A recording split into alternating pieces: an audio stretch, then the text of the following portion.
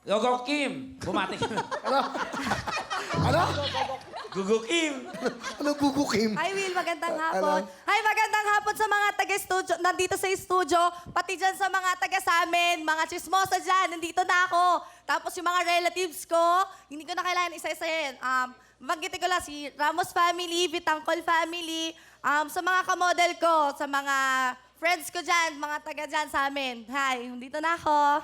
Wow, oo.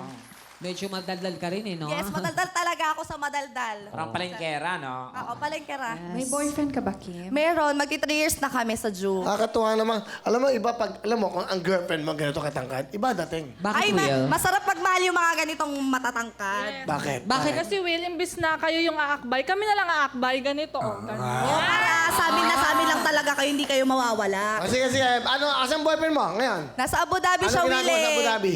Ha? Nag-aaral siya, then gagraduate na siya ng seaman, tapos doon na siya magtatrabaho. seaman, ha? Ay, Hindi ko pa nga sure kung magtatagal kami kasi hindi ko alam long distance, ilang beses siya umalis. Pero okay lang, may tiwala naman kami sa isa't isa. Nagbibingo ka ba sa inyo? Hindi. Para kasing ganyan ng mga nagbibingo. Ay, ano, handa, kumain na ba kayo, yung mga bata? Abisit ka, late ka na naman. Hoy, gumising ka dyan! Beto! Para kasing ganun si Kim, di ba? Oo, parang number one chismosa sa barangay Oo, nila.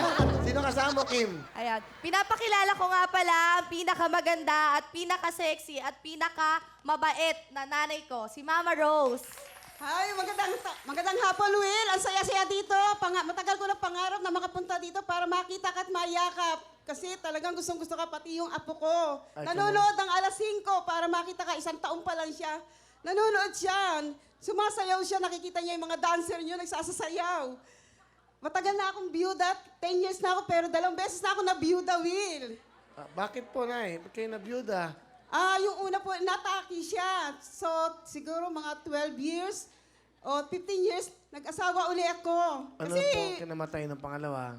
Pangalawa, atake din po. Atake, nakakatakot Yes, kayo. Will. Atake Nakakatakot. talaga. Hindi ko alam Baka kung pinapagod. bakit. Baka pinapagod nyo. Ay, hindi Nay. naman, Will. Okay, ha? Hindi naman, Natake Will. daw, natake daw. Ah, nako. Nako. Oh, ano? Huwag natin kausapin yan, baka atakayin na tayo. Nakakatakot na, natatakot na akong kausapin eh. Okay, Nay. Pero, May- po. Pwede ba kitang mayakap? Aba, opo. Naku, natatakot ako. Baka atake. Nanay. Nanay, Pwede po ba sa mga ano na lang? Ngayon na po ba? Naku, Diyos ko. O ha? Yung ambulansya, nandiyan ba? Ano po kay nanay? Naku, ito natake. O. Yan nga. Paborito ko ta, Will. Pati yung apo ko. Gusto-gusto ko. Nagsasabi po ako ng tapat talaga. Salamat, nanay. Ilan taon na po ba kayo? 62 na po ako. Mga mukhang 60 and a half. Di ba? Bigyan mo ng jacket si nanay. Bigyan mo. Okay. Nay, ano gusto niyo sabihin po sa napaka-conservative niyong anak? Simple, hindi madaldal. Madaldal. At tahimik, finesse. O, ano pong gusto niyo sabihin? Kimberly, nandito lang kami ng kuya mo. Susuportahan ka namin hanggat gusto ko makatapos ka ng pag-aaral at gumanda ang iyong buhay. Para yan lang, mapamana ko sa'yo. Alam mo naman, matanda na ako, may sakit pa ako. Kaya, pagbutihin mo at mag-aaral ka hanggat kaya natin. Kasi na-stop ka nga dahil alam mo naman, kuya mo lang nagsusuporta sa atin. Basta tandaan mo, mahal na mahal ka namin ng kuya mo, hindi ka namin pababayaan. Nandito pa rin kami hanggat kaya namin. I love you, anak. Ay, Ma, thank you sa lahat. Nandito lang ako. Lahat ng payo niyo sa akin susundin ko. Wala na ako ibang masabi, kundi thank you.